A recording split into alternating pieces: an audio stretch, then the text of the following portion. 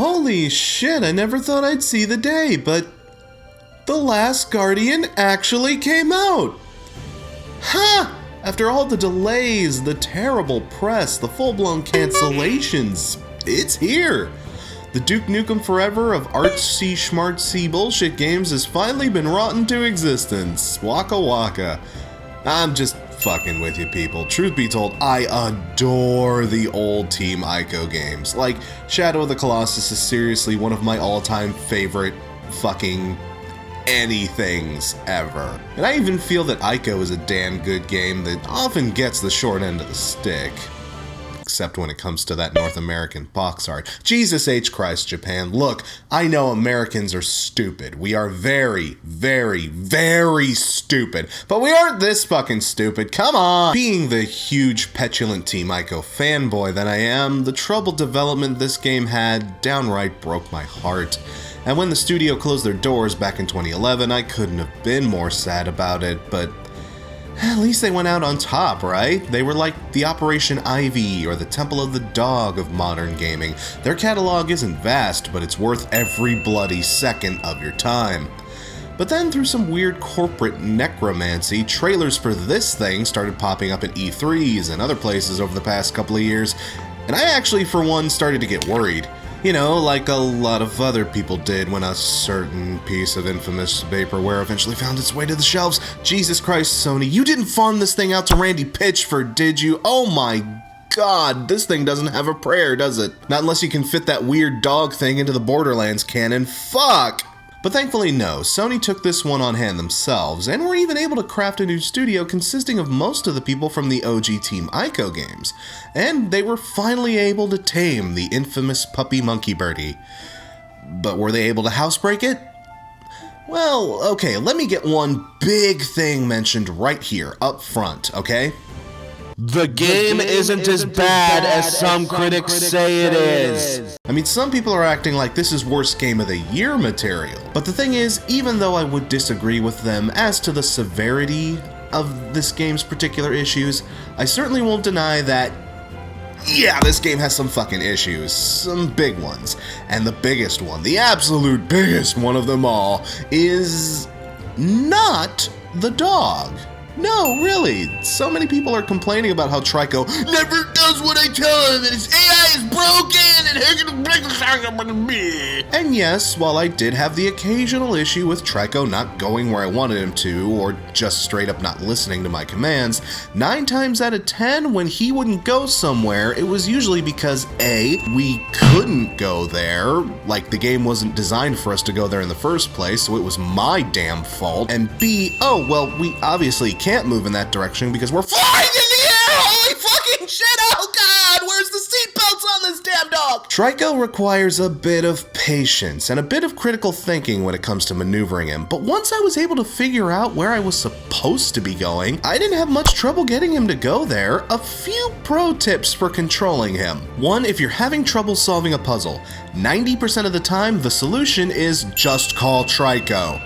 I can't get up to this section in this mine shaft. Just call Trico. I can't figure out where I'm supposed to go in this underwater part. Just call Trico. I literally can't get Trico to come down to this platform. Just call him like 7 times. Puzzle solved. At your own risk. 2, if Trico seems unresponsive and won't progress in the level, then chances are you have to get off the damn dog and figure out where you're supposed to go your own damn self. If you hop off Trico's body, he'll follow along behind you almost no matter what. As long as you can get there, Trico will find a way to follow.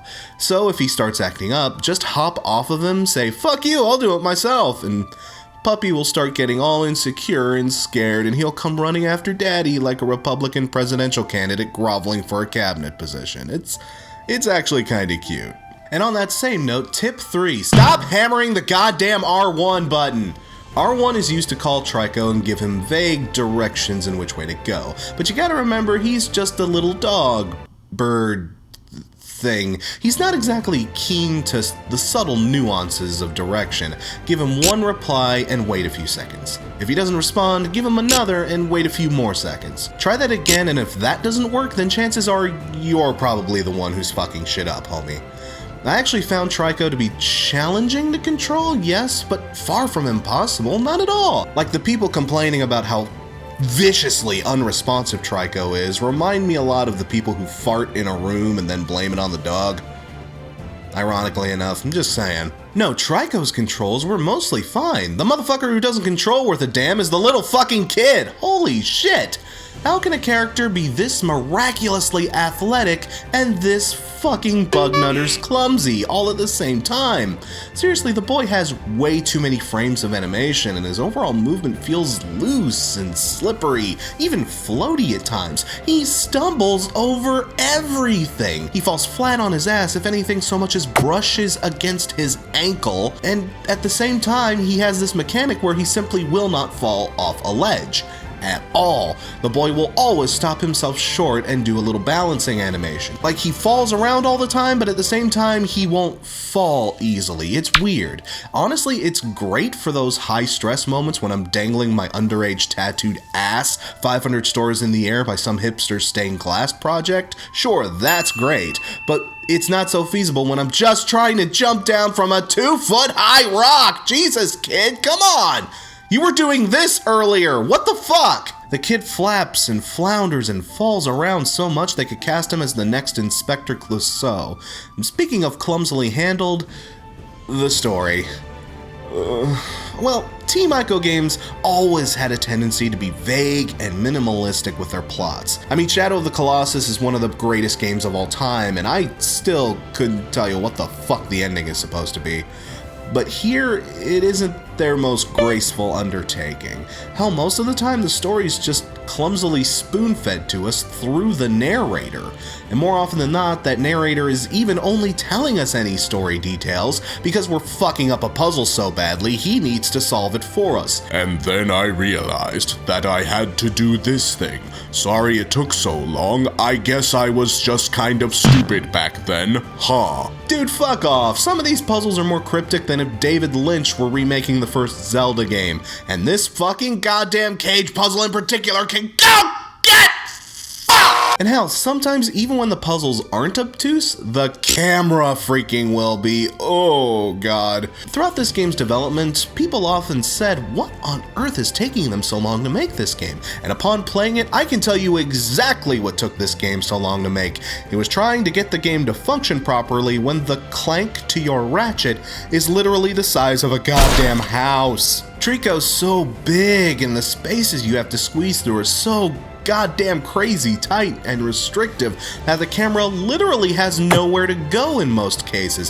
Hell, 9 times out of 10 it just shoves itself up Trico's ass out of fear. I mean, a lot of times the camera would just full-blown give up on trying to reconfigure itself and, I shit you not, crossfade into the angle it needed to be in. Man, talk about fixing a bullet wound with a band-aid. But despite its very rough edges, the game itself is still wonderful. The environments are absolutely gorgeous, and jumping around them on your great big cute cuddly abomination truly feels grandiose and epic. Like, seriously, the environmental design is downright breathtaking. If you have acrophobia, this thing will scare the ever-loving piss. Oh my god! And even though there is the occasional puzzle that may as well just have a look it up on GameFAQs notification pop up, most of the puzzles and platforming actually do feel very organic and cleverly designed. It's one of those games that when you figure out what you're supposed to do to get past the level, you genuinely feel smart for doing so. Like a Dark Souls boss. I would honestly say this is still a good game. If you have any affection at all for the old Team Ico games, of course you need to give it a spin. But I will go on record as saying that despite all the things I like about this game, this is probably the worst game of the Ico series so far. Again, it loses points for its clunky narrative, its clunky camera, and I swear to God I'm docking half a point just for that goddamn cage section alone! It's pretty much a definitive good but flawed title, like the original Mirror's Edge, Alpha Protocol, or Vampire the Masquerade. Yeah, the flaws that it has are going to be hard to ignore, very hard, but, well, like a puppy that smashes its face into a mirror, I just can't help but find it adorable.